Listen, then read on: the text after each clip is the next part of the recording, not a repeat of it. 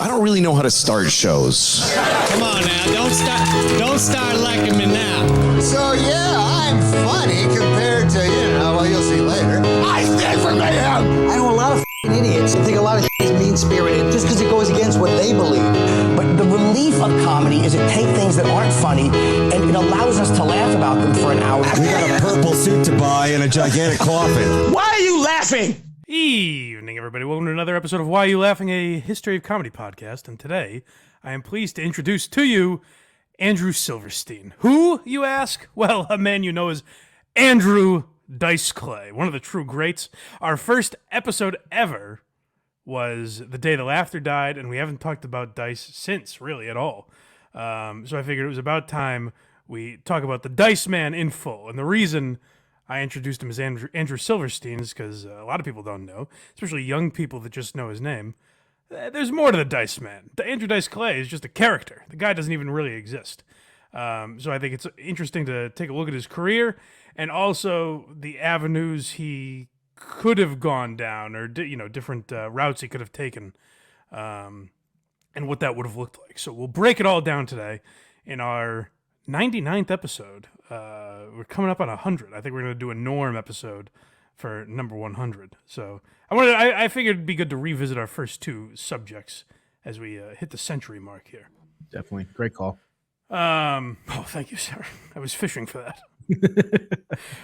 But, if you want to go back through the archives, I recommend you subscribe on YouTube. We made it easy for you. You can just hit the Why You Laughing playlist and go through every episode we've ever done. Subscribe on YouTube. Become a YouTube member if you'd like. You get these episodes a week early as well as bonus episodes. Or you can subscribe on Patreon. You get even more bonus stuff on the Patreon. All of those links and more are found at blindmike.net. And if you'd rather just support the show for free, we appreciate it. Like we said, you can do that on YouTube or Apple, Spotify, wherever you get your podcasts. You can find links for the Blind Mike Project and Who Are These Socials at blindmike.net as well. So if any of that stuff interests you, merch, we've got that there. So check blindmike.net to support the show if you so choose. Thank you. So let's get right into it. Born in Brooklyn, Sheepshead Bay, as the Dice Man says. What's interesting about Dice being the character that he is that his entire career he was attacked for he was defending a fictional man, which is the weird thing. It's in a way like Pee Wee Herman, where Pee Wee Herman completely adopted the character until he didn't anymore. Dice, I don't blame anyone that doesn't know that that's a character, because he truly adopted that, and that was him on and off stage in a lot of ways, and even people that were close to him in comedy and radio and things like that. That's the guy that they were interacting with. So I find it his whole existence to be fascinating. So we start with a few clips, as we often do, from Mark Maron, where Dice is talking about the early days of his career. This is before he settled on the Dice Man being the career route that he chose. He did many other things on stage. Because from day one, my dad was my manager. I considered him my manager. Well, where did that start, though? That started in Brooklyn? That started in Brooklyn. The very first time I went on in Pips in Brooklyn. How old were you? I wasn't even 21 yet. And the act was a very novel act. It was me as Jerry Lewis. Yeah. His Nutty Professor character. Not the one Eddie Murphy did, but the original Nutty Professor. And actually, I just thought... Actually, I'm a human pity, ladies and gentlemen. And I would take but in these two glasses, and I would mix together my potion, right? And I would take it, the lights would go out, and, the owners of the club, Seth Schultz, he knew the cue when I snapped my finger, turn the lights back on. Right. So within 20 seconds, I had to slick my hair back, which I had more of. Right.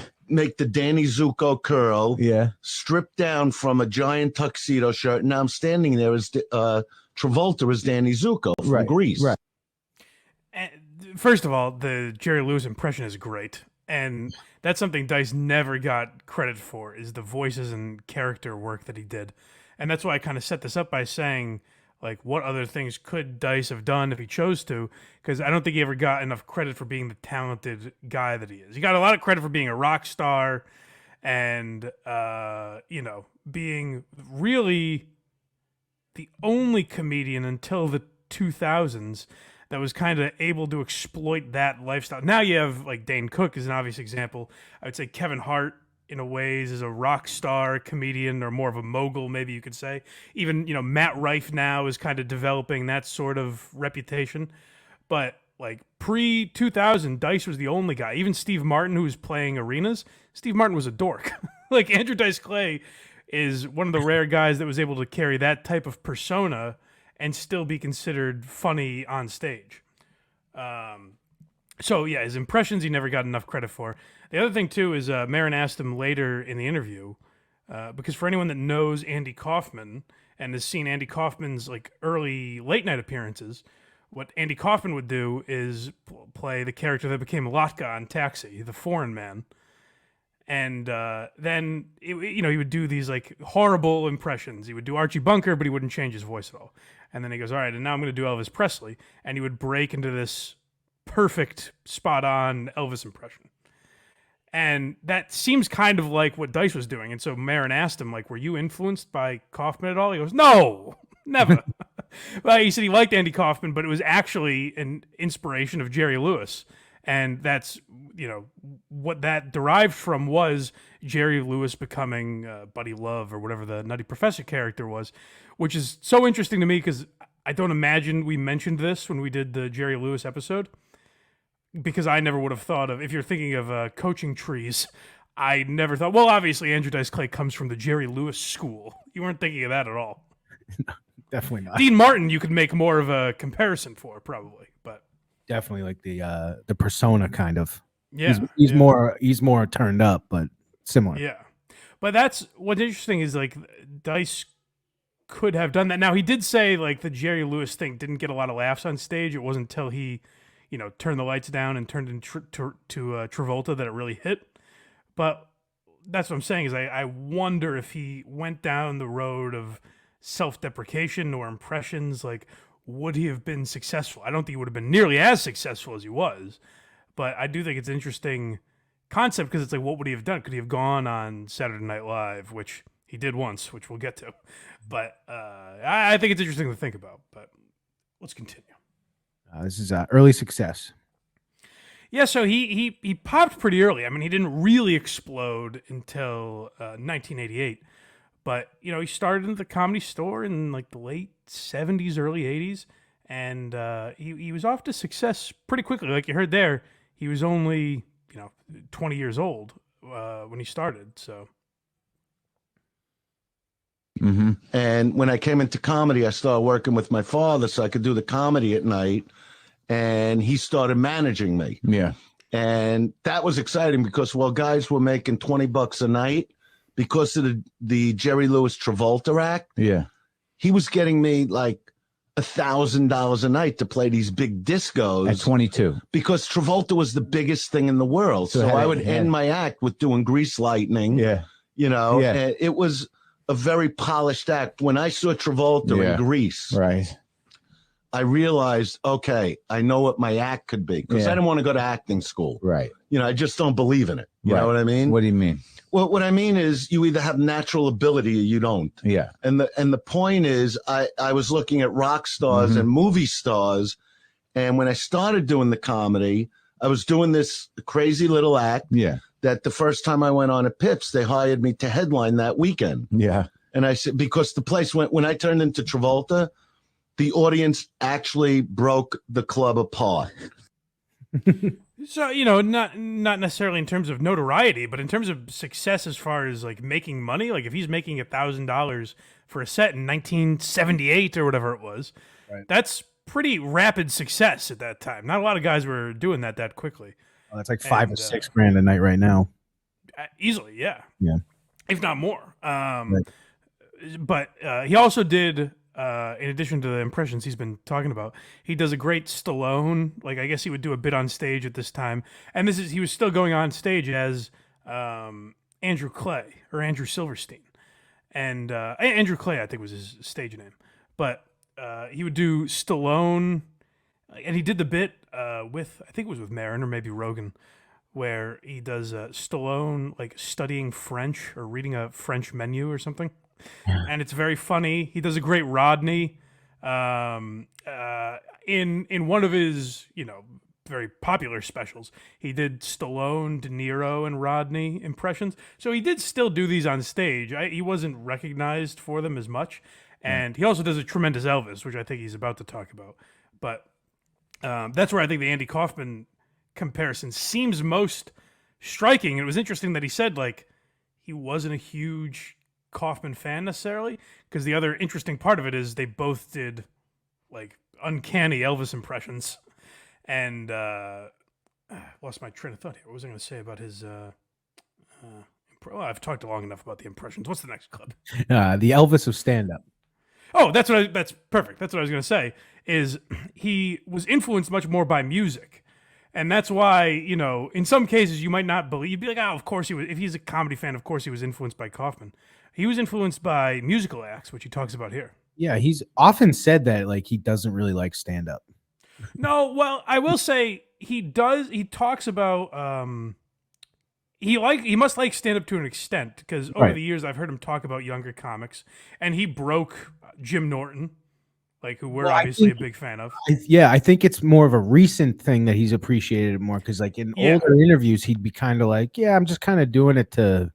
Absolutely, yeah. Early in life, I don't think he dreamed of being a stand up. He got into music young, right? Like, he wanted to be a musician. And that's what he's getting into here with the Elvis comparison. Came to the Comedy Store and realized, all right, no producer is buying me to play Jerry Lewis. So I have to start becoming whatever I am on stage. And I would watch all the comics, guys like, at that time, from Seinfeld to Leno and they were all great. Louis Anderson. They were all great. But what I feel comedians are missing, that's why I don't think comics went to Rockstar status, was performance.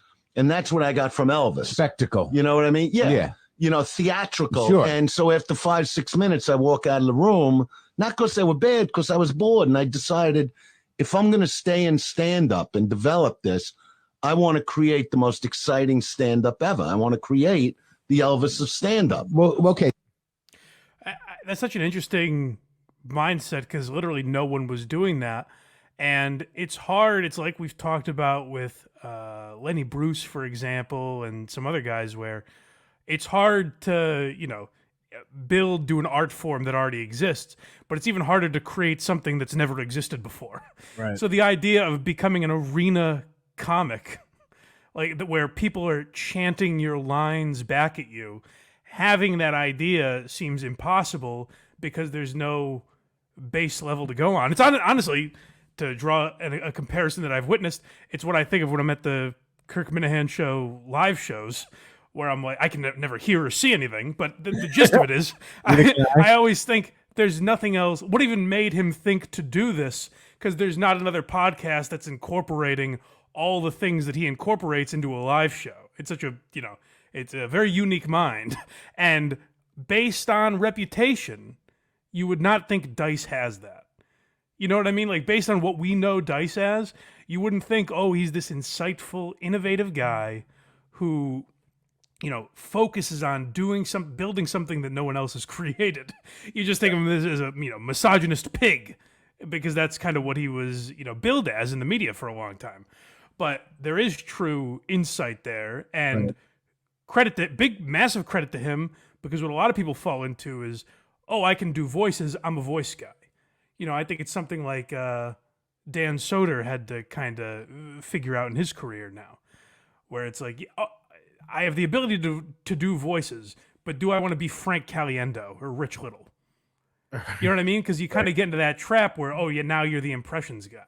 So instead, I got to find my own voice, and that's what Dice set out to do. And here he is talking about his confidence. I mean, that plays a major part in, if you know one thing about Dice, I would say that's probably 90% of it. I mean, you have to be the most confident man on earth to do the Day the Laughter Dies. Yeah, I could not pull off any of the Dice act. No. It's a rare breed. I'm gonna go up and read nursery rhymes, and everyone's gonna love this. Well, that's actually literally what he's talking about here. It's it's all confidence. That was when I first started, being Dice on stage. What happened was I really didn't have any material yet. I would just practice in my mirror. Yeah. Because it was more about the image I'm going to present. Right. Yeah. And Dice is really a heightened version of who I am as a Brooklyn guy. Right. You know what I mean? So, because when you're on stage, it's all to me about animation and putting on a show for people. Yeah. That they walk out, and no matter who they've seen, they remember that guy in the leather jacket. With the cigarette lighter and everything. Exactly. So I lit my cigarette, and I had no material. And I looked at the crowd, and I didn't say anything. Yeah. And I took a puff at the cigarette, like I'm doing now. Yeah. And I say, I've been up here for about, I don't know, 2 minutes. Haven't told you any jokes. Yeah. With a straight face. Yeah. But I sort of just been smoking a cigarette. But you see, I could come on a stage and not tell any jokes and sort of just smoke a cigarette for a minute or two and keep your attention. Right. And the reason I could do that is, well, the fact is, I'm just that fucking good. We always cite Patrice as the example of confidence on stage, but we should be citing Dice because while what Patrice did, of course, was impressive, but what Dice would do is literally walk on stage, not speak, blow himself, and get laughs. It's extraordinary, really, when you break it down like that. He's the best. So like one of the first specials. So when I was in high school, or whatever, I kind of started collecting. I have a box of stand-up DVDs, like hundreds of them. And one of the first ones I got was The Dice Man Cometh. It came out in '89. Sure. And I thought it was one of the funniest things I've ever seen in my life. Because he goes up there and does exactly what he just said. He stands there and he's just smoking, making like those noises with his mouth, and then just goes, "So I got my tongue in this chick's ass." Yeah. And the punchline is that he's in the line for the bank. I'm on line at the bank. Oh. Just like, okay, this is fucking ridiculous. I love it. Well, here's what's interesting about Dice, though, is that he did, I think, much like Howard Stern. It's weird. I wouldn't have said this 10 years ago. I think Dice was actually smarter than Stern. Yeah. I think Dice knew what he was doing in the character that he was building. Mm-hmm. And if he, picked up some misogynist pigs as fans along the way, so be it. I think Stern got to a point where he was like ashamed of his audience. Well, I know that he got to that point where he was ashamed of his audience and maybe surprised by his reputation. And that's where I do think Dice is smarter, or at least more realistic might be a better word, than Howard Stern was. Because I think they play similar roles in pop culture. Because I think both of them were, to an extent, satirical. Yeah. Dice to a large extent. I think Howard... Apparently Howard, too. We just didn't know Howard may have been completely satirical, or now he is. Who knows? But what's interesting with Dice is... that's what I'm saying is I would have thought of Howard as a genius and Dice as a guy who kind of, backed his way into fame. And then the more you learn, you realize like, oh, Dice is doing like commentary on what this guy is, what this character would be, and is almost making fun of what a lot of his core fan base became. And it's something that no one ever gave him credit for. And it is kind of a shame, but he's handled it a lot better than I think Howard Stern and some other people like Jimmy Kimmel. A lot of other people like in the, current 2023 world haven't handled it nearly as well as Dice. And I think we have a clip of Dice and Tom Green later, and I think Tom Green was the one that asked him like, where does where does Andrew Silverstein begin and Dice end, or vice versa? And Dice is like, I haven't figured that out in 30 years. Now 40, basically. Yeah. Stone Cold Steve Austin used to say when he was playing a character on TV, it was basically just him turned up to 11. So wrestlers are probably a good example of that in the sense that I think there's a lot less commentary in wrestling. It was more purely for entertainment. Yeah. But that is a good example where those guys eventually kind of become their characters and almost lose sight of what was a joke and what was real and what was them and what wasn't. Exactly. I think our next clip is the Rodney young No, comedians. I'm talking about Mitzi. Oh, okay. Yeah, let's hear that first because, like I said, he got into the Comedy Store and he talks about Mitzi liking him, but it didn't quite take off there right away. And Mitzi herself told me when I stopped doing the Travolta act and started doing Dice, she said, it's never going to work. And I go, yeah, why's that? And she goes, number one, it's too tough and it's not self-deprecating. I go, just leave me at the Westwood Comedy Store. Let me worry about it. And Mitzi loved me from the first day she met me. When I came down what I call the runway walk from Westwood, she called, I auditioned at the store, did a 28-minute audition, and this MC starts screaming at me when I come off the stage. I didn't know who he was. And he goes, you're never going to play this fucking club again. I go, are you the owner? Because I'm 21. So I'm a 21-year-old Brooklynite who doesn't give a fuck. If you're in my way, I'm going to get you out of my way. So I said, are you the owner of the club? And he goes, no. I go, well, I didn't come 3,000 miles to do 3 minutes, so get out of my way.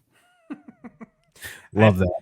I think Dice having the start in music and not necessarily being a huge comedy fan, for a guy like that who, hinges on confidence so much, I think it does help him. Because I think while it could hurt a lot of guys that get into comedy because they don't understand kind of the structure, the stepping stones, I think it hurts them that, they run their mouth to the wrong people and all that sort of shit. Yet I think Dice, that confidence just is so him and so natural that you don't even necessarily think of it as like an arrogant thing. I always think of this with Dice is like he reminds me, or Portnoy reminds me a lot of Dice in that like there's things he says where with other people you'd be like, well, that's an incredibly unlikable human being. But just the way he's presenting it, oddly, both Jews pretending to be Italian. I don't know what the correlation is there, but for whatever that is, it's like, boy, anyone else reading this transcript would be gross. But for whatever reason, coming out of your mouth, it's entertaining. Yeah, exactly. Next, we have the Rodney clip. Yeah, so this goes back to something he was talking to Marin about. That it's similar to the story he was describing. And this is also the Rodney HBO Young Comedians special that he did that broke a lot of comedians. But Dice is probably the most notable, where the legend is that this was Dice's version of Carson, where, Carson calls you over to the couch, next day your career is made. That's sort of the lore with this appearance with Rodney, with Dice, which is big for Dice because, like I said, wasn't the biggest comedy fan necessarily, but he did love Rodney, and you can see a lot of Rodney influence in Dice, just in their delivery and the way they talk. Hey, folks, this next gentleman comes from Brooklyn, okay? And I guess the best way to describe him is to say he's the typical boy next door. Say hello to Andrew Dice Clay. Okay, here we go. Now, hey, Andrew. Hey. Get ready for silence.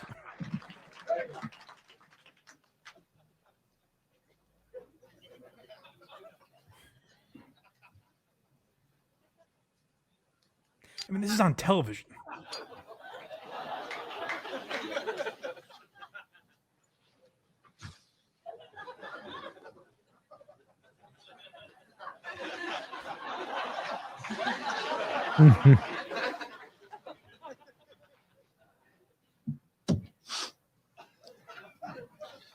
Little Miss Muffet sat on a tuffet, eating. Occurred some way. Long camera Spidey sat down beside. He said, "Hey, what's in the bowl, bitch?"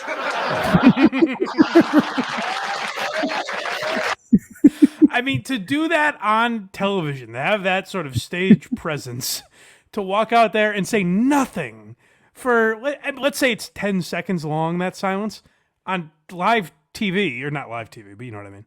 That's an eternity. Like, that's forever to just say nothing. And a lot of guys would think if they were doing that, A, it would be because of nerves, and they would think, like, I'm blowing the biggest opportunity I'll ever get. Where it is with Dice, that's part of the performance. It's, hey, you want to hear what I'm going to say, so I'm going to make you wait for it. It's very, very impressive. And then he also told Maron that, like, he would read, we heard the clip where he's talking about doing the nursery rhymes and stuff, and that he would read joke books.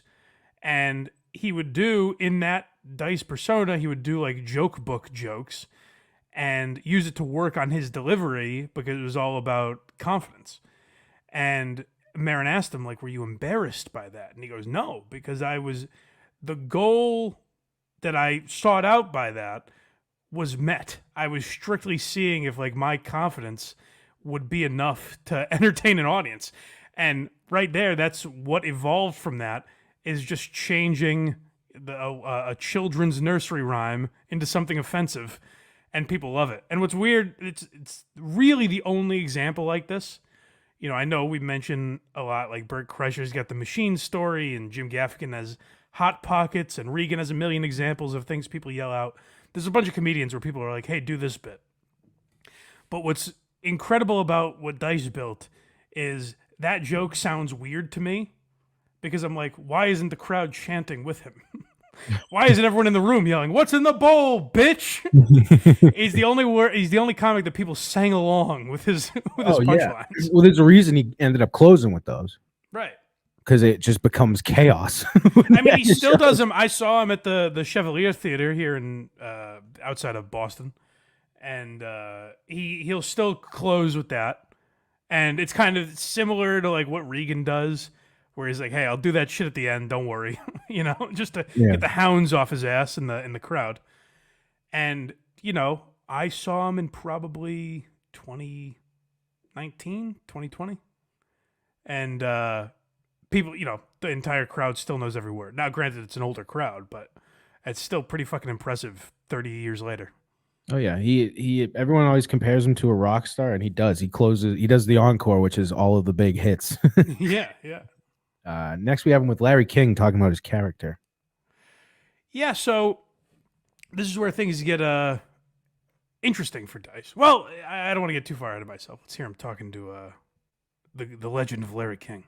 I knew guys like Dice. And you're from Sheepshead Bay. Yeah. That's Dice is a guy we knew. Smoking on Larry King. Yeah, but in a way it's not, because the language is what makes it funny. Those characters exist, but I haven't really met anybody that'll talk like that. Because I've said it in interviews before. I wouldn't really hang out with a guy that talks like that and believes those things. You wouldn't like that guy? No, but comedically I think it's funny. Why? Because I think not even in the backs of people's heads, I think they really do think some of those things. I think people do have one-night stands, and I think that people do get aggravated if they're online at the grocery and have one item and the guy in front of them has a basket. If that guy doesn't go ahead of me, and they get mad at it, but they stand there and they're quiet. But on stage, I call them on it. Yeah, so Dice would kind of tap into, like, what people... It's odd, again, another weird comparison, to say he's like Larry David, which is why I thought his show should have been more successful on Showtime. But Dice was kind of men's inner monologue at that time. He was speaking to a lot of people that may have thought some of the things privately, but, like, you wouldn't behave like that in public. Now, where it got tricky for Dice, I think, and there's a lot of comedians that deal with this now, like I'll hear Nick Mullen talk about this a lot, and Shane Gillis, where based on their material, like, they say a lot of things that would be deemed offensive or whatever, but they do it in a way that's very funny. And the audience they've cultivated, generally, people get it. But there are always a few that will come up to them after the show and just drop some slur completely out of context and kind of expect, like, Shane or Nick to be like, hey, funny, right? Like, me and you are the same. We both say slurs. And they're like, no, there's nuance to it. You have to finesse these things to make them funny. You can't just drop offensive shit. And that's, I think, the great separation between just edgelords that throw out slurs, let's say on an offensive podcast or something, with their two buddies, versus someone that's really like trying to cultivate something funny. Yeah, like that happens with friend of the program Harmon as well. Like you'll be out because he's the Be a Man guy, so people come up and be like, "Women fucking suck," right? He's like, right. Yeah. Well, it's the ultimate problem with Howard Stern and the problem he had with his audience. I think Opie and Anthony were any people like any offensive guy, any guys that are doing offensive material like that. Kirk and Portnoy, same thing. I mentioned them.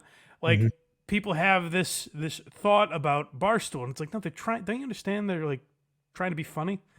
They're not responsible for how their fans interpret it.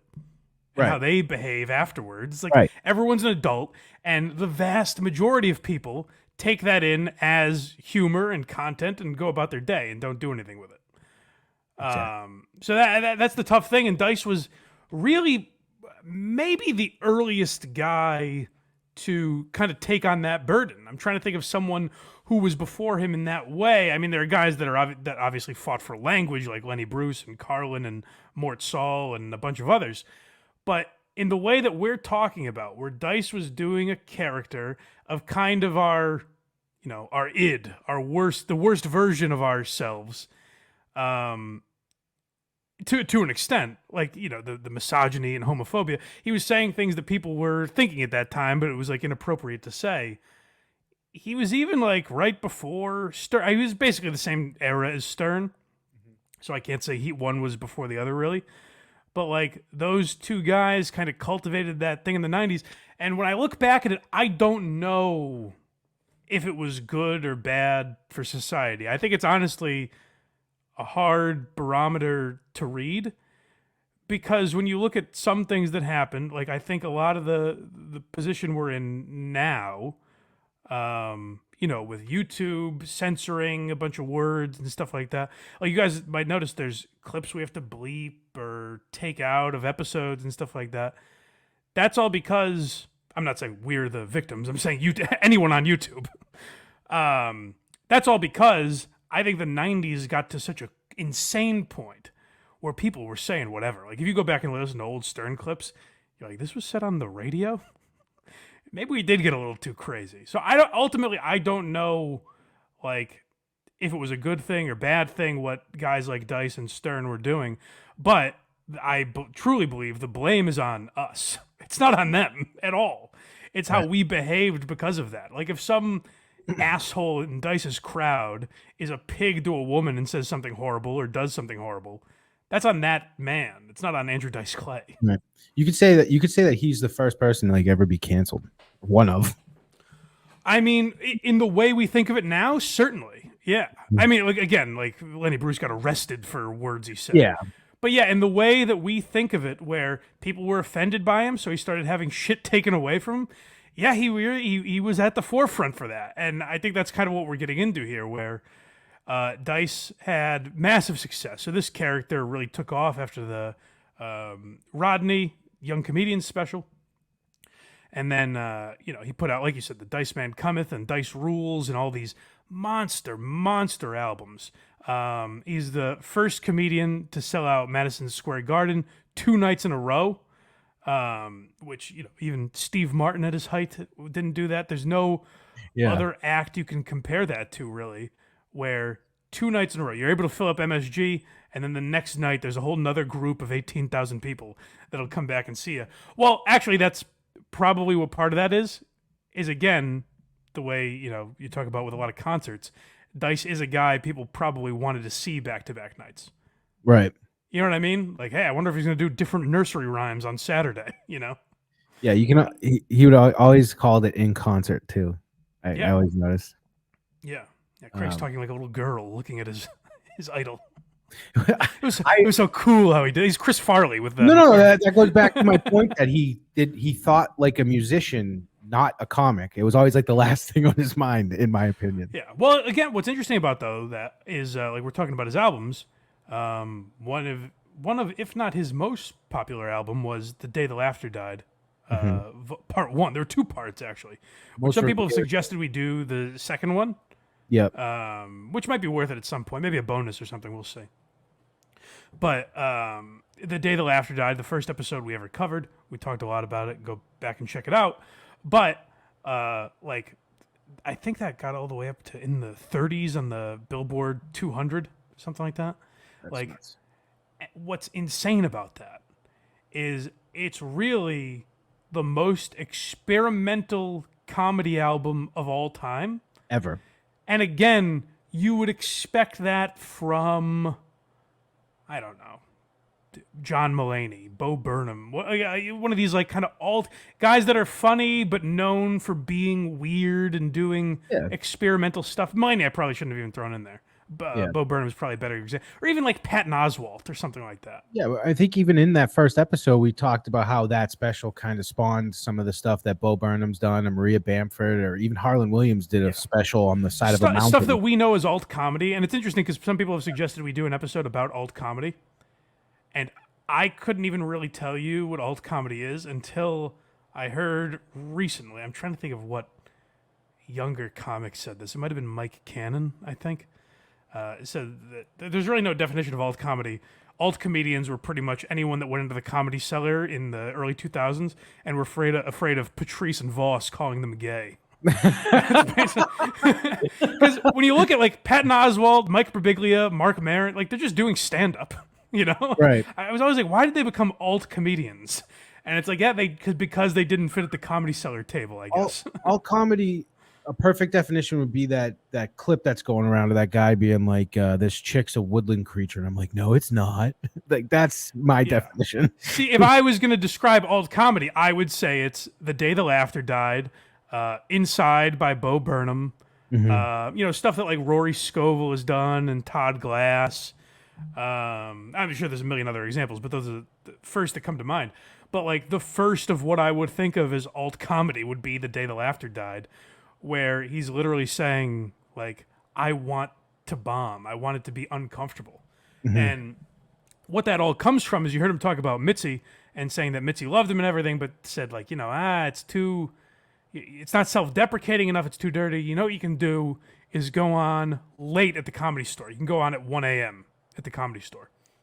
So he would close every night at the Comedy Store, and he'd be talking to, 3 drunks that just, aren't even there for the show. They just haven't left yet. They want another drink.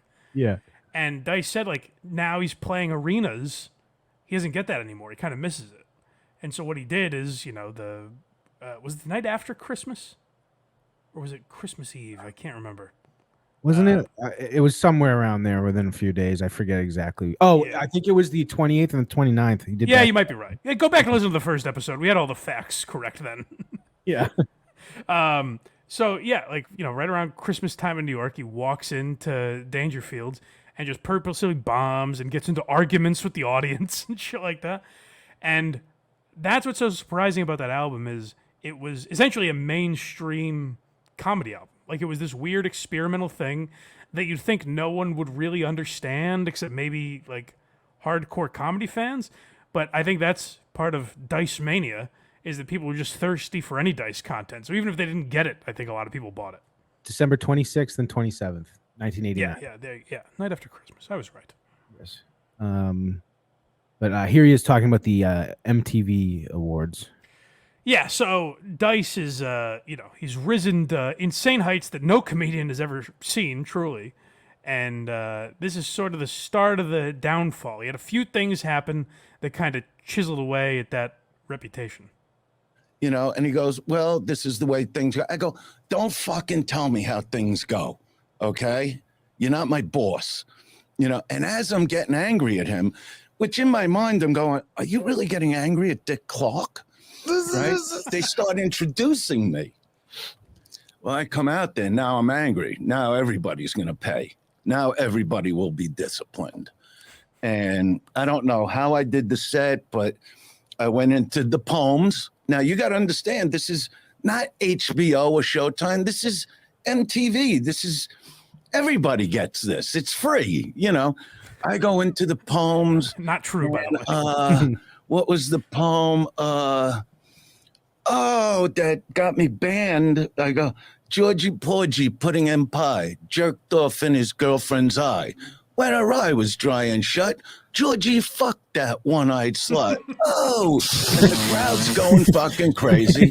So I figured, go into my fat girl stuff. Hold on one second. Just for context, the 13-year-olds that watched MTV at this time were like, yeah, Dice, get him. You tell that slut who's boss. I just love that. So I decided to go into my fat girl stuff. I said, this is working so well. Which, to be fair, with the audience, I think it was killing. It's just, he not forgot, but he wasn't taking into account that it was on television. Crazy.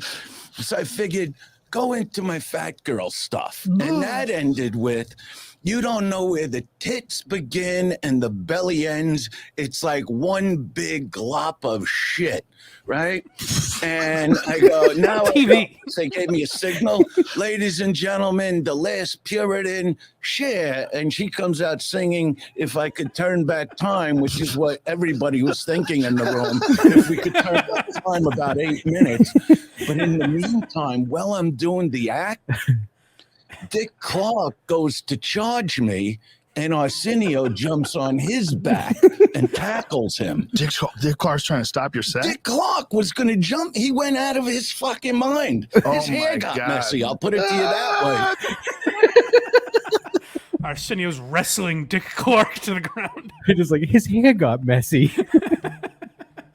That's the part I forgot about that story. He's introducing Cher. I know.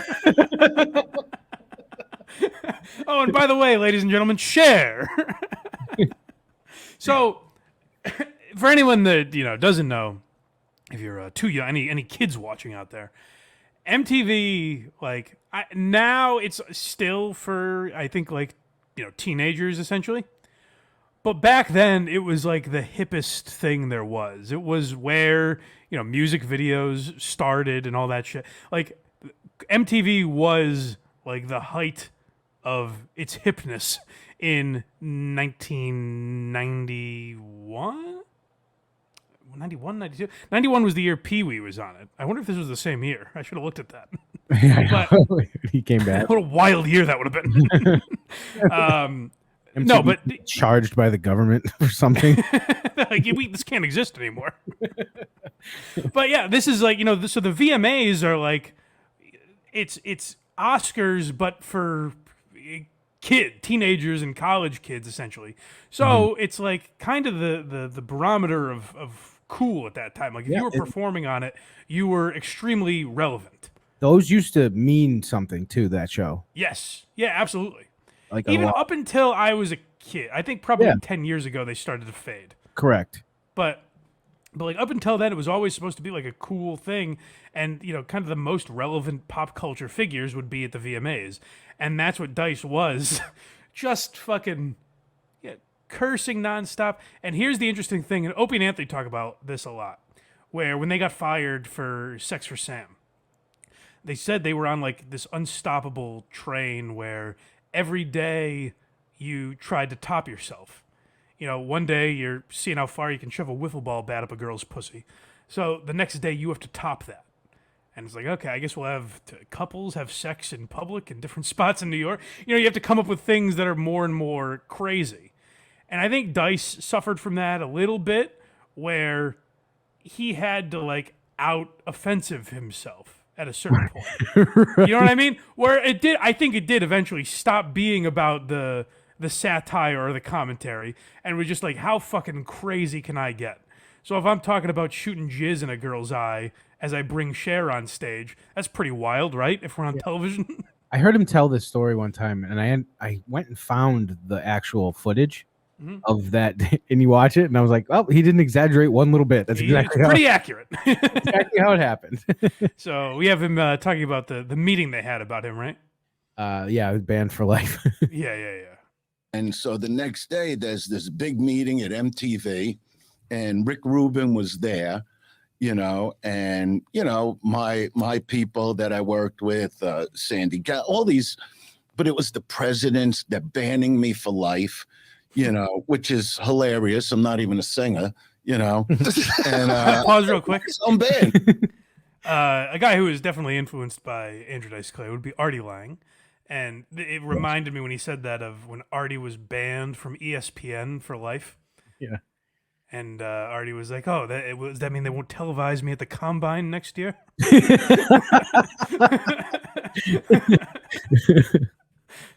So I'm banned. What do I give a shit? Look at the numbers, you know. Right.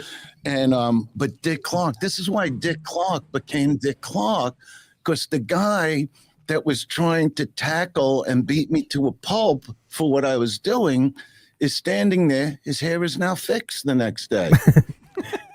And he says to a room full of executives when they're banning me for life, he goes, "Are you sure you want to do that?" Because Rick Rubin told me. He goes, "This guy is the biggest thing in the world right now, and you're banning him for life." It was just one of the crazy moments of the backlash of my career. So you forget, like, if you're my age, you think of Dick Clark as a guy who couldn't speak on New Year's Eve, basically. But you forget he was not only, like, you know, culturally relevant for a long time, but he got entertainment. And even though he knew Dice couldn't be saying the shit he was saying on television and wanted to go run up and stop him, he also understood, like, hey, what good does it do us banning this maniac, this guy that is going to bring so many eyeballs to our ward? If we have him back next year, do you have any idea how many people are going to watch? You know? Do you understand how loud the ovation would be when he walked out? Yeah. So, like, what are we really doing? And it seemed very silly to me because we're doing this episode in 2023. And I was like, if Dice went on MTV today, none of the same people, would they even know he was banned? And then I learned the ban was lifted in 2011, I guess. Yeah. So I don't know what it was in 2011 that made him be like, that's it. Enough's enough. We got to get Dice back on for our catfish marathon. They thought he was fantastic in Entourage, and like he really changed him. It's right around the same time, actually. Yeah, you're right. Maybe it was that. Next. So yeah, this is where things started to take a turn for Dice a little bit. He's getting banned from, like I said, what was culturally one of, if not the biggest television station, particularly for like Dice's audience kind of at that time. So he's banned from that. And then now if you want to talk cultural relevance, I think we're getting into SNL, right? No, this is him talking about Nora Dunn. Well, that's all part of the same thing. Oh, yeah. And yes. Yeah, so Nora Dunn was on Saturday Night Live at the time. And by the way, also on Entourage, which is interesting when you think about it. But welcome. Nora Dunn was a cast member on Saturday Night Live, and Dice was hosting in the early 90s. And we saw this with Chappelle not too long ago, where, the writers and some of the cast got all up in arms that Dave Chappelle... Oh, Elon Musk is the... Chappelle also. But Elon Musk was the one I was thinking of more so, where people were like, I won't be on the show if he's on. Oh, yeah. Really trying to get their name out there. And Dice speculates that may have been what Nora Dunn was doing as well. These people like who wouldn't go on Saturday Night Live or something else. Did you ever feel like calling them up and say, hey, this is an act. I'm doing a bit. Well, they know that. They know. And why not go on? What's the difference? Well, I just look at it like, when something's hot, it's like all these groups that deface my billboards and this and that. They know when they do that their name is going to be mentioned on the news. I really don't think they care if because they do that, my movie sells more tickets. But when they hear the name of that group on TV, they're going, oh, look, they're saying that name, And so they go after something hot. They're not going to go after a comic that started Monday night. They're going to go after someone that's hot and does this kind of thing. So what you're saying is if there were an actress booked on the show tonight and she announced she's not going to go on Larry King Live, her name's going to be mentioned. Her name is going to be mentioned. And you're saying that's for effect they're doing it because they should understand it's an act? I mean, a great example is Nora Dunn. I like Larry trying to equate himself. I'm also offensive. You think they'll boycott me? I'm the bad boy. The bad boy of CNN, Larry King. So Nora Dunn says, I'm not doing SNL if Dice is going to be on it. And, so we played the clip earlier. Kanye West was the other one that I couldn't think of a second ago. Oh, did he host recently? He was on and people were pissed. I remember that being a backlash. He went on with like a Trump hat and shit. Oh, yes. Yeah. I was thinking more post Alex Jones. He was on? That's pretty crazy. So, yeah, the clip we played earlier where Dice is explaining himself, explaining the character. It was the same Larry King appearance, and he's doing this media tour where he's kind of doing damage control because he has a movie coming out, The Adventures of Ford Fairlane. I hope I'm getting that right. He has this movie coming out that he's starring in, and this was a big deal for Dice, and he wanted to get into movies badly. And he compared himself a lot to Eddie Murphy, where Eddie Murphy was as close as you get to Dice to being a rock star comedian. Eddie was pretty close. Yep. And I would even say he definitely fits that category, just wasn't playing the same arenas that Dice ended up doing.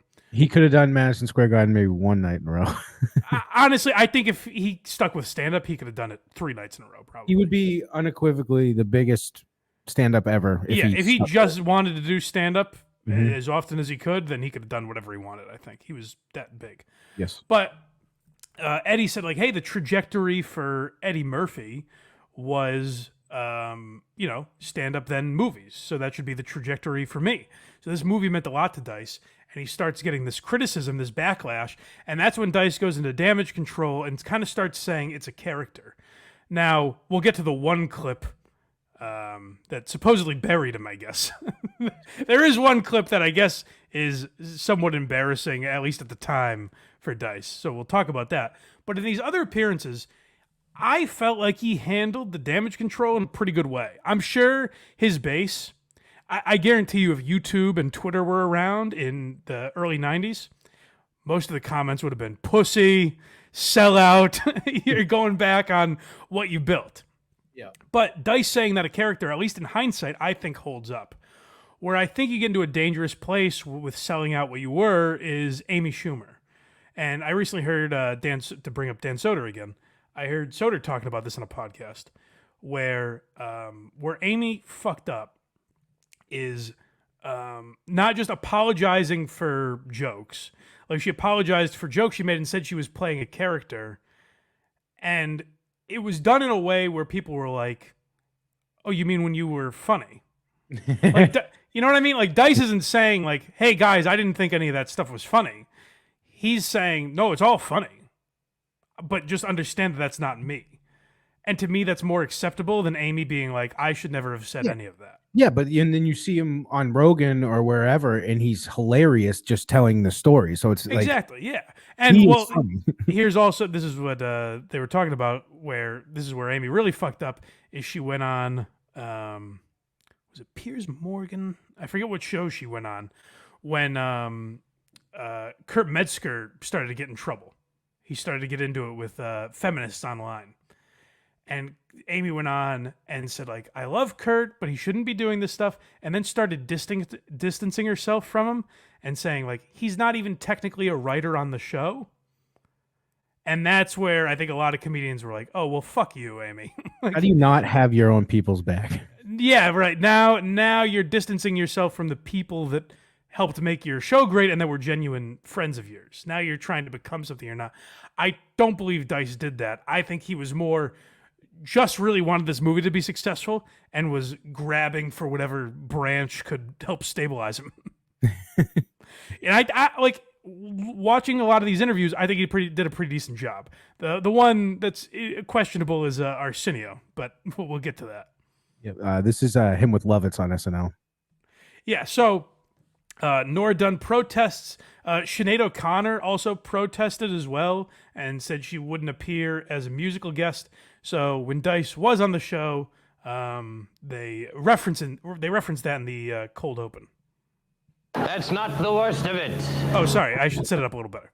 They're doing like basically a Ghost of Christmas Present type of thing. Like if you were never born, Dice, this is what the world would be like. That's not the worst of it. Behold. What's that? That is Nora Dunn.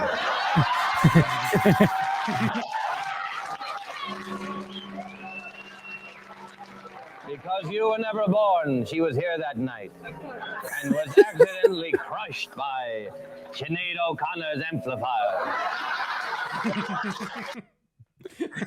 So good. I mean, good for them for referencing it. I think the line right after that is that Dice says Sinead made a cute bald chick. So, but good for them for like referencing it and playing into it. I think that's the best way to handle it that a lot of people lose sight of now.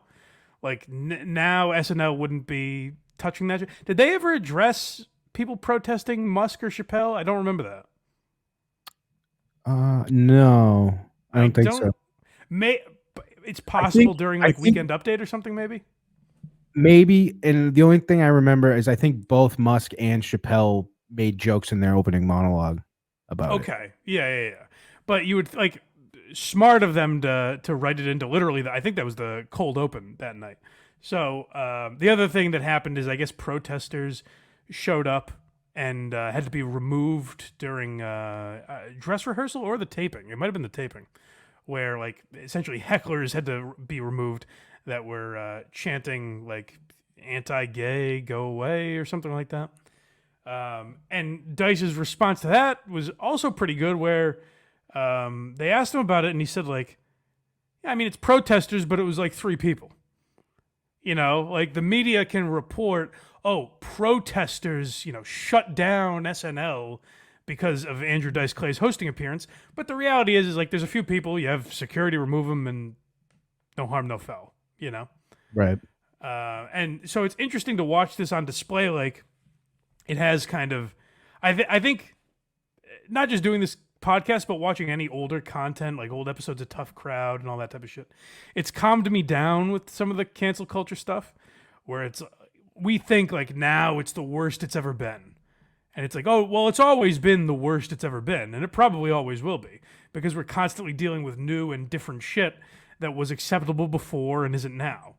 But when you look at like what was happening to Dice, is that really any different than what happened to Chappelle with the Netflix stuff, Right. So yeah, MTV thing, he's banned from MTV. He's being protested at SNL. So all of these start to accumulate. Now he's having hit pieces written on him and all this kind of stuff.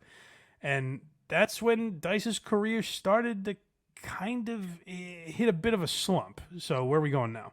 It's almost like the way the media and everything treated Dice was kind of like how the RICO Act was used with criminals. Like people now are like, oh, that's how you use it. Let me implement this here with Dave Portnoy and do the exact same. Yeah, that's actually, I didn't know where the hell you were going with that, but that's actually a pretty good comparison. Yeah. Where the groundwork was laid. Hey, like we said about innovative people like Lenny Bruce and Dice. The media was innovative at the time. They created new ways to try and ruin someone's career, and now the blueprint is kind of out there. You're right. Yeah. But this is him on Marin talking about being a lightning rod. Oh, perfect. And I used to call myself a Brooklyn Bozo. I go, how come the press doesn't get that? Well, I never understood when I'm watching Nightline and they're having a debate about me, I'm going, don't they understand I'm just a comic? Why'd they pick you? Well, you know what? I went to such a level to, I was doing... close to 100,000 people a week in concert. And that scared the media. So I became a lightning rod for every group looking for their own attention. So if I picked on the gays, the gays would attack me. They'd get their attention. The the Now movement, And I remember I was at a restaurant on Sunset. What the fuck is it? Mirabelle's. Yeah. And this woman who runs Now walked over to me and goes, now, I'm not supposed to say this, but I'm a big fan of yours. Right. And I'm like, look at this. Because I was with, at that time, my ex-wife. Yeah. Going, look at this. They're a big fan, but yet they're using me to get all this publicity for Now. Yeah, it just became insane. I couldn't understand. What's interesting is you look at Eddie Murphy again, to use that example, and we've broken down both Delirious and Raw. Mm-hmm. And both have a track on the album that we can't say what it is. It's coming back. We might be able to say it in like a year or two. Craig's got his fingers crossed, but we'll see. Yeah. And what's interesting about that is like, if you look at what Eddie Murphy was doing on stage, why was he allowed to play the Nutty Professor and like do Dr. Dolittle and do all these kids movies when they were so dead set on taking Dice down? I don't know the reason for that. I don't know why that would be. I legitimately, I think it's. What were you going to say? I was going to say it's because Dice attacks women, and back then you could attack gay people all you wanted. No one gave a shit. You know what? That might be something. You might be right about that. I was going to say more. I think Dice is a guy that will tell you to go fuck yourself. Yep. And they really resented that, whereas Eddie Murphy didn't have that attitude. And then once they saw something they could take away from him, which was the Adventures of Ford Fairlane movie, I think they saw blood and they could strike, and Dice wanted that movie to work. So it kind of worked. Whereas maybe now, like in today, the way things are today, what's interesting is, we think of it as so much worse now. But now with the other avenues to do things, like Dice could still figure out a way to put movies out now, I think. Oh, yeah. In some form or fashion, even if he was canceled, there would be some outlet that would house his stuff. I could tell that to Louis, I guess. But in general, speaking, back then, Dice kind of had to be beholden to the powers that be, the studios and all of that, because if he wanted to be a movie star, there was only one way to do it. There's only one avenue. So they saw blood and they got it, which I think resulted in our next clip, right? Kinnison? Oh, no, I'm sorry. Let's play. Can we play the Arsenio one first? Sure. I just think it's more relevant to what we're talking about. Yes, so this is what they say sunk what sunk Dice and the Dice persona, because you realized, there's a human being in there. He's there's more to the man than we realize. And I think to a lot of Dice's audience, especially this time, it was, oh, you fucking pussy. Yeah. So this is him on Arsenio, kind of trying to explain, hey, there's more than meets the eye to the Dice character. Andrew Clay. No, let me get this straight. And everybody watching and everybody in the studio should hear it.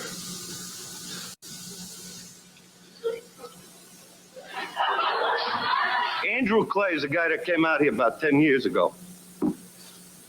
And he broke his ass. You know what I Pause mean? real quick. Laughing at him. Can I tell you what this reminds me of? When Michael Richards apologized on Letterman. With the Afro Americans, where the audience is like, this isn't real, right?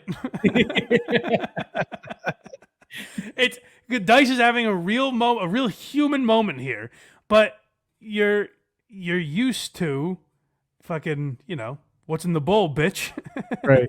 Suck my goo. Fondle my yam bag, yo whore. You don't think that guy's gonna cry, Right. And he's like legitimately upset. He sees his career at. He sees everything that he's built, the rocket ship that he's been on is plummeting to earth. And he's having a real moment here where the audience is like, what the fuck is going on? Know what I mean? Broke his ass. He believed in himself. Became the hottest comic in the world. And anybody that doesn't like it could wipe their ass with whatever they say about me.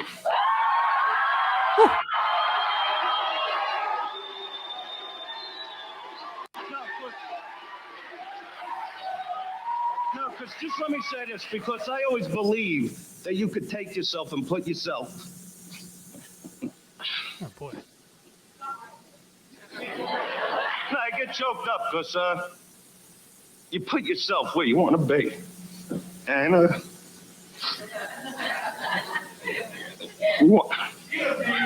wait a minute.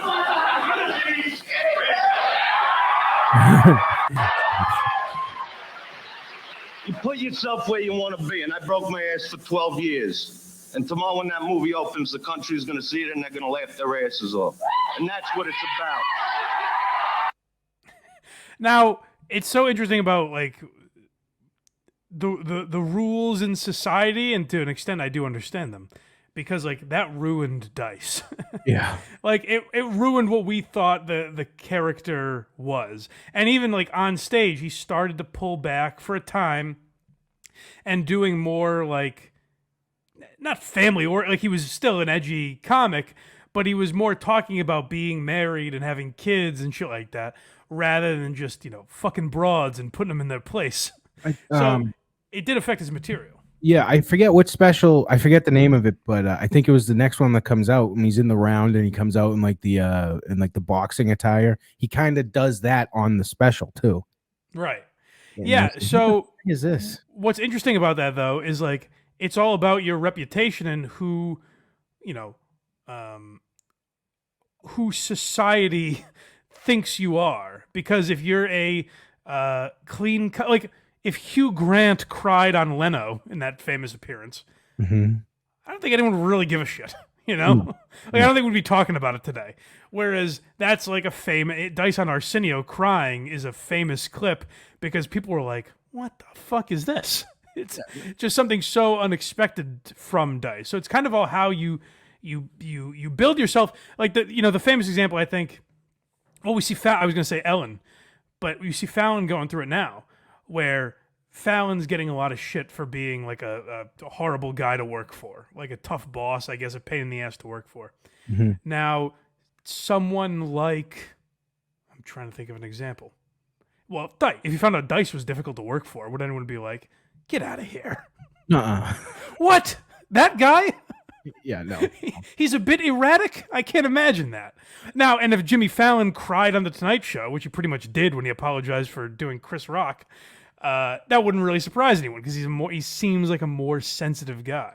So it's really about what your reputation is the level of, I stopped myself from saying barometer for the 15th time on this episode. It's the level of what you're allowed to get away with. And because of the persona that Dice created, he wasn't allowed to get away with crying on Arsenio. That really hurt him. People give him a lot of shit for that. Yeah. All right, so you want to get back to the Kinnison clip? Now we're at Kinnison, yeah. Yeah, so we talked about this a little bit in the Kinnison episode, and I thought it was interesting to find Dice's perspective. You saw Kinnison was very bitter about Dice and would say that essentially Dice stole his entire act. Not even close. He basically said the only reason that Dice is famous is because Kinnison got famous. Now, I definitely see the similarities, but I think there's a tremendous amount of differences. I think they're actually like completely different guys. I was going to say they might be like 3% the same. I mean, they're both loud, bombastic characters, but like material-wise, I don't think they're doing the same thing at all, really. Other than like the vulgarity, I guess you could say. They swear, and that's about it. Dice, I'm pretty sure they swear Dice, and they're loud and they're confident.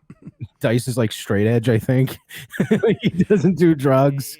Yeah, so I don't know. It's interesting because like Kinnison would also essentially call Dice a hack, yet claim that Dice was doing his act. So it's a little bit of like, which is it?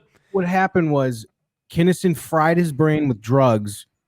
Dice didn't, and his career kept going up and up and up, and Kinnison was jealous that it didn't come to him as easy as it did to him. You hear a lot of bitterness in Kinnison when you hear him describe it. And a big part of the reason I say that is because when you hear Dice describe it, I think it's a much more level-headed perspective. So Kinnison was there, who I always say he was having a rivalry with me. I was happy for him when his career took off. I was thrilled for him. He had no problem with me because I was on the show Crime Story at the time. And he was doing, I don't know, 4,000 or 5,000 seats a night. He was the guy before I took off. When my career took off, it went straight to arenas. I was doing 80 to 100,000 people a week. And he just couldn't handle it for whatever reason. And bitterness kills a lot of comedians like that. Not literally, obviously. I forgot Kinnison died when I said that. But you know what I mean. Cocaine does. Yeah, I didn't mean the car accidents also kill people. I understand. But I'm saying internally, like you've seen a lot of comedians over the years suffer from that bitterness and judging your career based on what other people are doing. And I think Kinnison looked at Dice selling out Madison Square Garden and all these arenas and saying, well, I should be bigger than him. I'm funnier. And I think if you look at the subject matter, like, yes, Kinnison was touching on more important things than Dice, definitely. Mm-hmm. But who gives a shit? You know, Dice was making people laugh. The goal of both was to make people laugh. They both did it tremendously. They're two of the greatest to ever do it. Now, the best comparison to this is Dane Cook, I think, because I don't think Dane Cook is as talented as Dice. Extremely talented, though. Sure, I know Craig loves him. but what happened to a lot of people during that time is they got extremely bitter towards Dane. And I think it hurt their careers because they became fixated on trashing Dane more than really doing their own work and thinking about what got them to the next level. And I don't think that happened with Kinnison. I think Kinnison had a lot of other demons he was facing. But when you heard Kinnison talk about Dice, you definitely heard a lot of that bitterness where Dice was like, yeah, I don't know. We were friends, and then one day we weren't, I guess. It was weird. Yeah. And it's weird, too, if you look at, like, the grand scheme of comedy. Like, Kinnison is popular, but in the big picture, he was almost like just like a big blip. He was there for, like, a second and then gone. I don't know about that. Because if you look at it, he was popular longer than Dice was. Dice was just more popular for a shorter burst of time, I think. You think so? Yeah, well, it's also hard to measure because Dice is alive, and Kinnison died in, 93 or something like that? Yeah, I still feel like Dice was, I mean, he's still popular. I mean, he's not doing a Well, that's what I mean. That's why I'm comparing it until Kinnison died, so it's hard to say, because around the time Kinnison died, Dice really started to plummet, and his career kind of went downhill for a while. Too, but then Dice came back. Yeah. That's what I'm saying. I can't really measure it. Yeah. Because Kinnison hasn't done any gigs lately. So but when he was still alive, his last record or two were terrible. I forget if it was one or two, and he was on a Rogan talks about it all the time too. He was just not the same because he was but a lot of those drug guys, you hear about it with Hedberg a lot, where Hedberg at the end was a complete mess.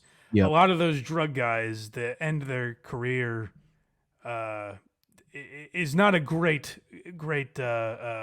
it tarnishes their memory a little bit if you were anyone that like worked with them. Like if you hear old Hedberg stories about, it's not that he was like a bad guy or anything. It was just like he was belligerent all the time. Like he was fucking zonked out of his mind. Yeah, and plus too with Kinnison, like I don't think they're really that similar. I don't either. I think it was that they were loud guys that were popular. Loud, vulgar guys that were popular. To me, that's really the only comparison. I'm sure if you broke it down, there's some things that Dice touched on that were definitely similar. Women sometimes, maybe, but like that's not an exclusive to those two only topic. Exactly. Yeah. And Dice was loud, but like his personality was loud. Kinnison was just literally loud. Yeah. But I say this all the time. We said it on Blind Mike Project recently, where the one thing I'm happy about with like Matt Rife's success is people have bottled up their bitterness about it, really. You know what I mean? Like, I'm sure a lot of guys can't understand why he's so popular and everything, but I'm glad I haven't seen it like fucking derail people's careers because they're Lenny Bruce reading court transcripts about Matt Rife, you know? I think the difference is when Dane Cook was a monster, and he was a monster, he was more or less the only person using social media to become huge, and now it's kind of how everyone makes a living. Yeah, you compare Matt Rife to 15 other influencers that might not even be comedians, but right. Yeah. Exactly. All right, back to business here. Yeah, we have let's see. Not Prepared with Tom Green. Yeah, so this is Dice kind of talking about like the how he handled his downfall. Like I said, I think he did a pretty good job. There's some stuff in hindsight or at the time, I'm sure a lot of people, more people actually, were saying like this could be done better or whatever. But this is Dice kind of talking honestly about dealing with all that. Why would you write that? Was that surprising when that happened, when the controversy started? I wasn't prepared for it at all. You know, because I did comedy for 10 years before my career took off. And I would always get interviewed, and newspapers would put out like great interviews. And then the minute my special, The Dice Man Cometh, aired, the next day the New York Times had the headline, "The Demise of Western Civilization." That's a so I wasn't prepared. Right. It's a pretty big accomplishment, though, to be responsible for the demise of civilization. Yeah, I everything. You know. That was a very Letterman delivery from Tom Green. Tom Green's excellent. The demise of civilization. He's excellent. I like Tom Green. I mean, we did a whole episode about how underrated Tom Green is. But, yeah, it's... The other thing that reminded me of, by the way, is that Dice... We're talking about, his downfall here. But you're right, it wasn't crazy rap because he was also doing pay-per-view specials. Right. So I think one had like 100,000 buys or something like that. That's insane. And that's, you're talking about like Schultz put a special out on Moment House. Obviously there's a bunch of subscription services and things now, but you start a bunch of podcasts were doing those live streaming on Moment House. I mean, maybe while this episode comes out, I think. Kirk's doing that. Barstool is going to start doing that shit, I'm sure, more and more, where like you're live streaming these events. Dice was doing it 30 years ago. Right. And people were buying it. And they were probably charging like a shitload of money for it. Yeah, I was doing. That's the funny thing is I realized, like I was doing the math, like he made $1 million probably, and then I realized he was probably charging $40-$50 for that. Oh yeah, boxing back then, all pay-per-views were 80, somewhere between. Well, I mean, that's another comparison. We've been calling him a rock star comedian, but like no comedian at that time could have charged pay-per-views. I don't think. No. Again, Eddie Murphy probably. He was long out of the game by that point. Yeah, exactly. But yeah, it's a very short list of guys that could have done that. Now comedy's at the type of boom where everyone has their audience and everything. So, you know, if we just said Schultz, if Gillis charged $20 for a special that he was, people would buy it easily because the world's just so different now. And Louis would like sell his albums on his website and everything, or his specials on his website. Yeah, people also look back at him kind of like he has like the aura of like a Rolling Stones type deal, Yeah. like he's a big deal, and every he's one of those comics that everyone, if you're into comedy or not, knows his name. Yeah, well, the biggest thing about Dice when we're like reflecting on his career like this is that I think he's looked at as the big doofus that read nursery rhymes and talked about his cum on stage. And he really is so much more than that. Like that's the main message I wanted to get across to anyone younger that doesn't know that, is like how much he really did for comedy and kind of shaped the way a lot of stuff is today, or was certainly a part of shaping it. That's funny. Next, I think we have 2 clips left. Okay. We have his Instagram and then our favorite segment. Oh, of course. Yeah. So, real quick, just to kind of get all the way up to the 2010s. So like I said, Dice was in a bit of a slump. He was a tremendous radio guest. I thought I pulled so many clips that I thought maybe we'll do like Dice on radio as a totally separate episode. I would love that. That would be a great one. Because he was a great radio guest. Because he's so confrontational, he can be an asshole and then like 10 minutes later be like, oh, I guess I was wrong about that. But he had confrontations with Artie on about like not paying Artie Lang for gigs and stuff like that on Howard Stern. The one that I almost pulled clips for and then said like, let's save it for a separate episode, is he got into it. Him and Stern are going at it where they're basically calling each other failures. And Dice says that Stern is closeted gay, which that accusation came out a lot more in recent years. Lives today. But like Howard was calling Dice a failure and saying, I did all this stuff here. And Dice is sitting there and taking it and giving it back to Howard. Like he really was a great radio guest. And with Opie and Anthony, same thing, where he would get into it with Opie. I was going to say Opie and Anthony. He would get into it with Opie over the years. Him and Opie would go back and forth.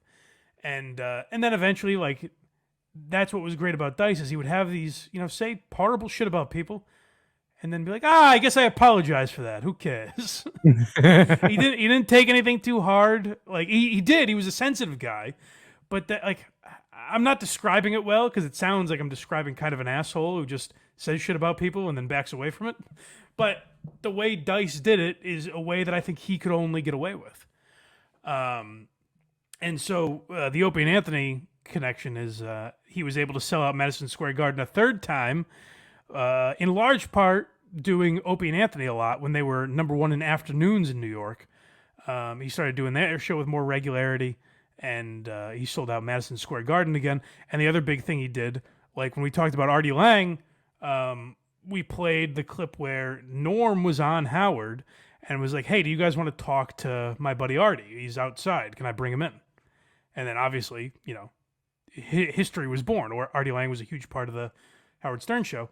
Dice, this was even kind of more bizarre or more 1 in a million chance type of thing, because Dice was on the phone and was like, hey, do you guys want to talk to my opener? He's got great stories. And Opie and Anthony were like, I guess. And he just puts Jim Norton on the phone. He tells a couple stories that they liked. They ended up having him in. And then next thing, Jim Norton's essentially the co-host of the Opie and Anthony show for the next 13 years. 14 years, I think. So yeah, 'cause I think it went from that. Then he would go in studio. Then he was in like twice a week or something. At first, Norton. Yeah. And then he was in. And then he was in full time. Yeah. So yeah, Dice had a huge impact on radio. We'll do a separate episode for that. And then kind of just quietly did stand. I mean, he had like a reality show. He did a bunch of different things like that weren't, crazy successful or anything. The one true shame that I thought should have been a lot bigger. And I think a lot of shows die on Showtime that would be successful on HBO. Yep. Like Showtime has a lot of hits, of course, but I think it's harder to have something hit on Showtime than it would be HBO. And Dice's show is essentially Curb, but Dice instead of Larry David, which sounds like I'm saying he's ripping off Curb. I think you can tell by Dice's personality versus Larry David. It's an entirely different show. Right. But I thought it was really good. And like people say that the Adrian Brody episode, like I've heard some people say that's their favorite episode of television. Like people love that particular episode.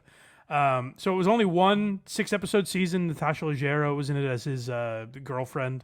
I thought it was very good. Didn't get picked up, unfortunately. But like he's had a pretty solid comeback overall as far as just a stand-up, and he goes on podcasts and crushes. And he's settled in nicely to being a legend, basically. Exactly. He is a legend. And Entourage, actually, I know we brought it up earlier. Yes, thank you. Yeah, sorry, I should have mentioned that. Yeah. That's kind of what revived him and then got him that the Woody Allen movie. Yes. Yep. Yeah, so he gives Entourage massive credit. So Doug Ellen, friend of the show, by the way, on an early episode of Blind Mike Project. That's right. He was obviously a huge Dice fan. I guess Doug Ellen he started out as a stand-up and then got more into writing. And he was a huge Dice fan.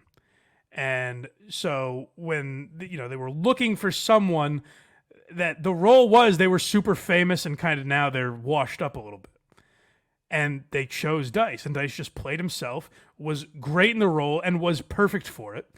Because it was a guy, like he keeps, that's where Dice Does the Fucking comes from, or got popularized. Dice Does the Fucking, and Johnny's Bananas. Yeah.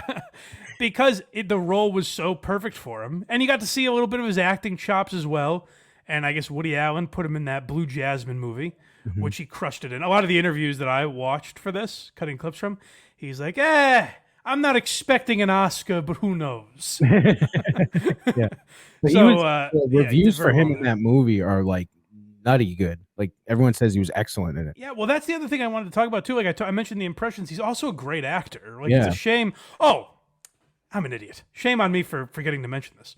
I wanted to pull the clip, but I thought the whole interview was on YouTube when Kirk had Dice on.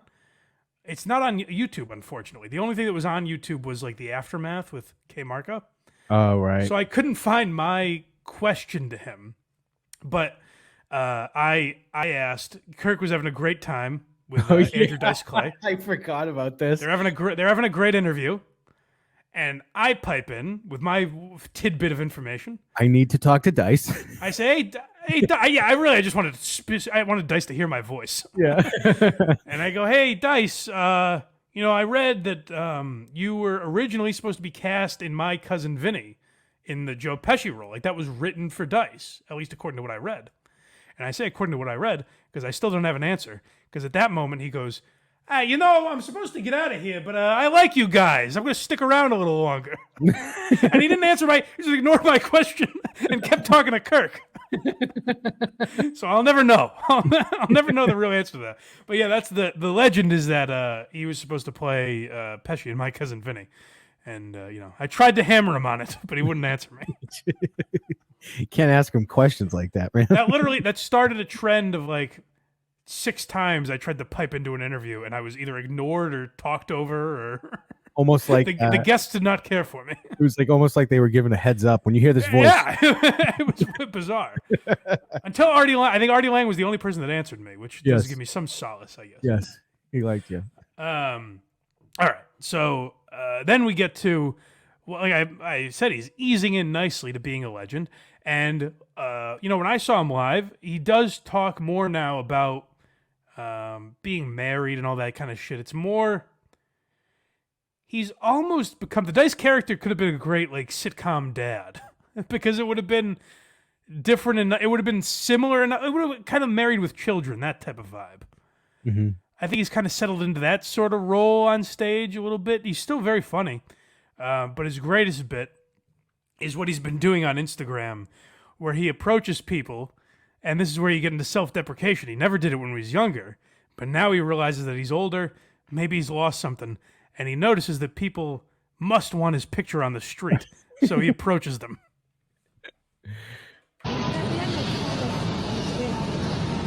Yeah, I'm not taking pictures now. Yeah. You want a picture? No. You wanted one? You want to take picture for you? No, I thought you were a fan and wanted a picture of me. I get it. No. You sure? I get it. No, because I was thinking...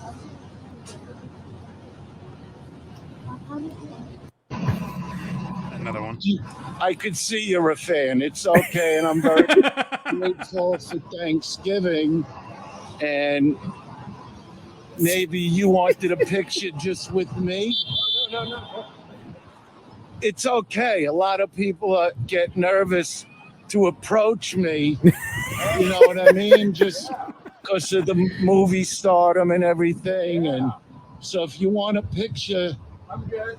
What? I'm good. He's so hurt by it. I know. Thanksgiving. I like the idea. Like he's gonna go home. You're not gonna believe this guy was chasing me. He finds out like 3 weeks later when this is posted. Yeah, He's like, oh some my asshole. It was Andrew Dice Clay. Well, the true beauty of that bit is that Dice is famous enough that undoubtedly he had to delete videos where the guy was like, "Oh, holy shit, Dice!" Right. You know what I mean? Like undoubtedly people recognize him and know who he is. But like so that's what's crazy is. What's hilarious about Dice is that he's doing that often enough to get good footage. Just going up to people in airports and on the street. I think it would be just as funny though as if he did that and they did recognize him and it was just him like, see, I'm fishing for pictures. Yeah. It's a great bit. Do you remember me? It's honestly, I put it at the top of how anyone is using Instagram or TikTok. It's a great bit. 1,000%. 1,000. So yeah, good for Dice. Still crushing it. I would recommend. I mean, it was a few years ago that I saw him. I think he still does very well. I mean, part of it is like, holy shit, you're seeing Dice. So I imagine that's an element of it. But like, he still made me laugh when I saw him. So I recommend going to see him if you can. You probably got all pumped up during the nursery rhymes. Without a doubt. Yeah, that's what I'm saying. So we end, of course, as we often try to. With a little bit of Norm to cleanse our palate and go into go into the rest of our days with. But first, let me tell you, before we hear from Norm, to go to blindmike.net if you would be so kind. That's where you can get all the links to this show, all the links to the Blind Mike Project, and Who Are These Socials. If you want to support all those shows for free, our YouTube is up there as well. These episodes come out every Thursday. We have bonus episodes a couple times a month as well. You can become a YouTube member for those or subscribe to the Patreon. You also get these episodes a week early if you're on Patreon. So subscribe if you want to support the show or just support us for free. We appreciate it. And you can go to verygoodshow.org to support Craig. I mean, you think Dice is crazy. Yeah. You think Dice talking about splooging in a girl's eye on MTV was the bad boy of comedy. Yeah. Go check out Very Good Show. Yeah, the great Justin Trudell was on this week to talk about My God. Porn he watched because he was on antidepressants and he wasn't sure if his dick was working anymore. It's disgusting. Maybe go check it out. What a bit. What a bit. As only you can. Yeah. The Mike Wallace of it came out of nowhere. It was very funny. So go check all that stuff out. Support the boys if you'd be so kind. All right, I don't even remember what Norm's talking about here. I just know that he was talking about Dice, and I pulled it. Colin Quinn told me about Andrew Dice Clay. Oh, yeah. That when he had already crested and was kind of falling down, Colin said, what if you just change your image completely and I'll write you jokes, but they'll be very high tone jokes. So that I can't do an impression, but he'd be like, hey, I was reading the Cahiers de Cinema the other day. You can't go wrong with Jean-Luc Godard. Oh! Really did that? Imagine unconstitutional presented by Dice. Essentially, at least the way Norm's presenting it there, is that Colin's idea would be like that Dennis Miller is like highbrow material, but with Dice's voice. Yeah, no. Which is a comedy combination that I can only dream of. I wish that happened. Unfortunately, we never got it. But Dice will come out with Red State, Blue State, but it'll be BLEW. Yeah. So, dare to dream. We never got it, unfortunately. But hey, maybe in Dice's latter years, who knows? That'd be great. All right, everybody. Thank you for joining us. There's plenty more to talk about with Dice. So if we missed anything, let us know, and we'll do a future episode. I'm sure he's one of those guys that will definitely do more episodes of. There's plenty to talk about. So let us know anything we missed. Any suggestions you guys have for future episodes. I believe next week will be Norm Macdonald, me doing stand-up. 2 weeks. No. Next week, based on how these are coming out. Oh, if you're on Patreon, 2 weeks. We talked to you 2 weeks ago, though. Yeah, I don't know. We'll see. So join us next week for our 100th episode. And we'll talk to you guys later on Why Are You Laughing? Zip it up and zip it out.